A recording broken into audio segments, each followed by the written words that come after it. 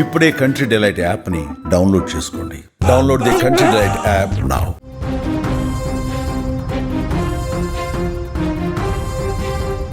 పాకిస్తాన్ ఆక్రమిత కశ్మీర్ పీఓకేలో ఇప్పుడు విద్యార్థుల నిరసనలతో మరొక అగ్నిగుండం రాజుకుంది. నెలల తరబడి అశాంతితో అల్లాడుతున్న ఈ ప్రాంతంలో యువతరం జెన్ జెడ్ ఇప్పుడు తమ నిరసనల స్వరాన్ని పెంచింది. ఫీజుల పెంపు, ఈ మార్కింగ్ వంటి విద్యా సంస్కరణ మీద మొదలైనటువంటి ఈ శాంతియుత నిరసనలు క్రమంగా షహబాజ్ షరీఫ్ నేతృత్వంలోని పాకిస్తాన్ ప్రభుత్వానికి వ్యతిరేకంగా ఒక ఉప్పెనలా మారినటువంటి పరిస్థితి ఉంది. ఈ నిరసన క్రమంలో ముజఫరాబాద్లో జరిగిన ఒక నిరసనలో గుర్తు తెలియని వ్యక్తి విద్యార్థుల మీద కాల్పులు జరపడం పరిస్థితిని గందరగోళంగా మార్చింది. హింస వైపు నడిపించిన పరిస్థితి ఉంది. పోలీసుల సమక్షంలోనే ఈ ఘటన జరగటం భయాందోళనలను పెంచింది. ఆగ్రహించిన విద్యార్థులు టైర్లు తగలబెట్టడం, విధ్వంసం సృష్టించడం, పాకిస్తాన్ ప్రభుత్వానికి వ్యతిరేకంగా నినాదాలు చేయటం మొదలుపెట్టారు. ఈ ఆందోళనలు దక్షిణాసియాలోని నేపాల్, బంగ్లాదేశ్లో యువత నిరసనలను గుర్తు చేస్తున్నటువంటి పరిస్థితి ఉంది. పీఓకేలో ఉన్నటువంటి విద్యార్థులు పెద్ద ఎత్తున రోడ్ల మీదకి వచ్చి ఏ విధంగా నిరసన వ్యక్తం చేస్తున్నారో ఒక్కసారి స్క్రీన్ మీద మీరు చూస్తే అర్థమవుతుంది.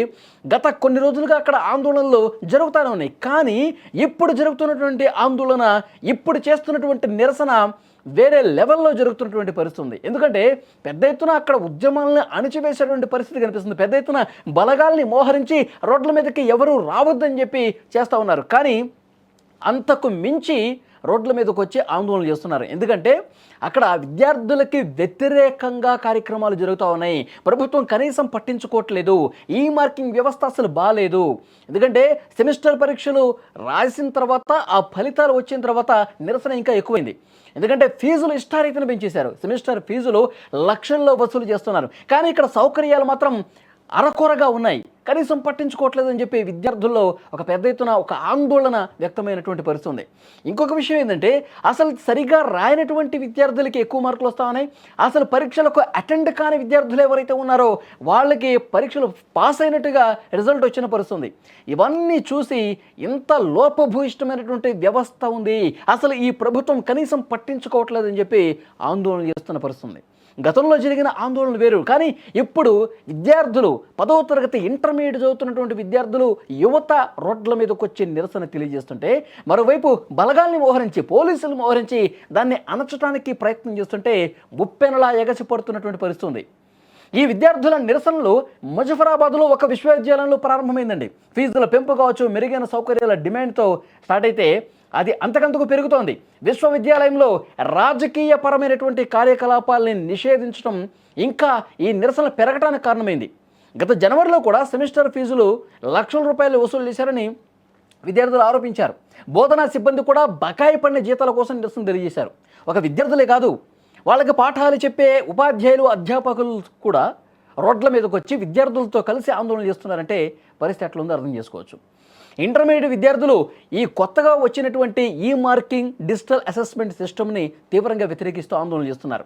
అక్టోబర్ 30న ఇంటర్మీడియట్ ఫలితాలు వచ్చిన తర్వాత తక్కువ మార్కులు వచ్చినాయని చెప్పి ఇంతకుముందు నేను చెప్పినట్టు కొంతమంది పరీక్షలు రాయకపోయినా పాస్ అయినట్టుగా చెప్తా. అంటే ఇక్కడ వ్యవస్థ ఏ విధంగా అవినీతిలో కూరుకుపోయింది.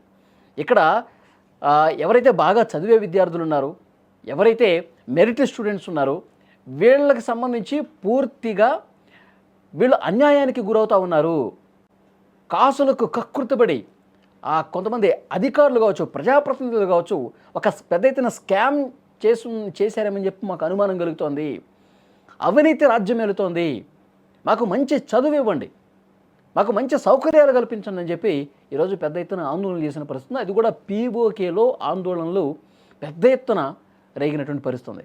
బలగాల్ని మోహరించి విద్యార్థుల మీద లాఠీచార్జ్ చేయటం, తర్వాత బాష్పవాయు గోళాలు ప్రయోగించడం, కాల్పులు చేయటం, ఇలాంటివి చేస్తే ఉవ్వెత్తున ఎగిసిపడుతున్న అక్కడ విద్యార్థులు హెచ్చరిస్తున్న రోడ్ల మీద ఉండి మీరు ఇదే విధంగా పిచ్చి పిచ్చి వేషాలు వేసి మా ఉద్యమాన్ని, శాంతియుతంగా జరుగుతున్నటువంటి మా ఆందోళనని మీరు ఈ విధంగా తొక్కాలను చూస్తే, అణిచివేయాలని చూస్తే మరొక నేపాల్ అవుతుంది గుర్తుపెట్టుకోండి, మరొక బంగ్లాదేశ్ అవుతుంది గుర్తుపెట్టుకోండి, మరొక శ్రీలంక అవుతుంది గుర్తుపెట్టుకోండి అని చెప్పి అక్కడ పెద్ద ఎత్తున ఆందోళన చేస్తున్న విద్యార్థులు మాట్లాడుతున్న పరిస్థితి. అక్కడ చూడండి, ప్రభుత్వానికి వ్యతిరేకంగా వాళ్ళు దిష్టిబొమ్మ దహనం చేస్తూ, కొవ్వొత్తుల నిరసనలు చేస్తూ రోడ్ల మీద వేలాదిగా జెన్ జెడ్ ఉద్యమం, అంటే 10వ తరగతి ఇంటర్మీడియట్ యూత్ అంతా కూడా రోడ్ల మీదకి వచ్చిన పరిస్థితుంది. యువత తలుచుకుంటే, దేశ యువత తలుచుకుంటే పరిస్థితులు ఏ విధంగా ఉంటాయి? మొత్తం మొత్తం కూడా పాలకులు రోడ్ల మీదకి వచ్చి పాలకులు పూర్తిగా అసలు దేశాన్నే వదిలిపెట్టే పరిస్థితి వస్తుంది. బంగ్లాదేశ్లో అదే కదా జరిగింది. పాలకులు దేశం విడిచి పారిపోయే పరిస్థితి వచ్చింది. మొన్న నేపాల్లో జరిగిందంటే అక్కడ అధ్యక్షుడి భవనం కావచ్చు, ప్రధాని భవనం కావచ్చు, అన్నీ కూడా చుట్టుముట్టేసి నాశనం చేసిన పరిస్థితి ఉంది. అంటే వాళ్ళ ఆగ్రహం కట్టలు తెంచుకుంటే, యువత తలుచుకుంటే దేశాలు పూర్తిగా కూడా సంక్షోభంలో కూరుకునే పరిస్థితి ఉంటుంది. యువత ఆశలు ఆశయాలు అనుగుణంగా వాళ్ళకేం కావాలో, వాళ్ళ న్యాయమైనటువంటి డిమాండ్స్ ఏవైతే ఉన్నాయో వాటిని తీర్చకుండా వాళ్ళ ఉద్యమాన్ని అణిచివేయాలని చూస్తే పరిస్థితి అలాగే వస్తుంది. ఆ సంక్షోభం వైపు దారి తీయకుండా చూసుకోండి అని చెప్పి వాళ్ళు హెచ్చరిస్తూ ఉన్నారు. మీరు స్క్రీన్ మీద చూస్తూ ఉన్నారు, పెద్ద ఎత్తున ఆందోళన జరుగుతున్నాయి, వేలాదిగా రోడ్ల మీదకి వస్తూ ఉన్నారు.